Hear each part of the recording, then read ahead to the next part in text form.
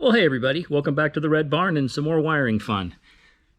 This little session is going to be a quick demo on the actual pinning of these connectors. And the way this ends up working is after, of course, verifying, the documentation and the pin mapping that I've worked out, there's a special little tool here. This one happens to be plastic. There's one for insertion and one for removing.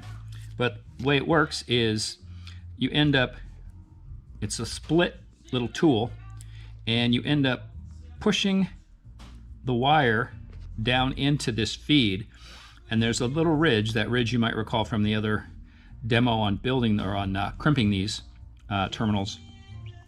And then once you've identified the pin location, which is fun because this is the backward side, if you will, so where the previous version read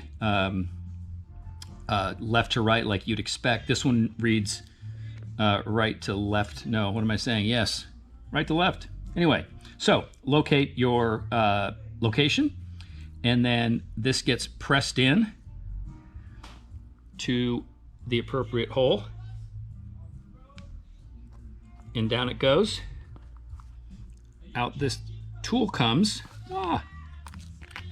and then a quick tug test. And now you can see my very first little pin has been pinned in the connector. So, one down, 60-ish to go.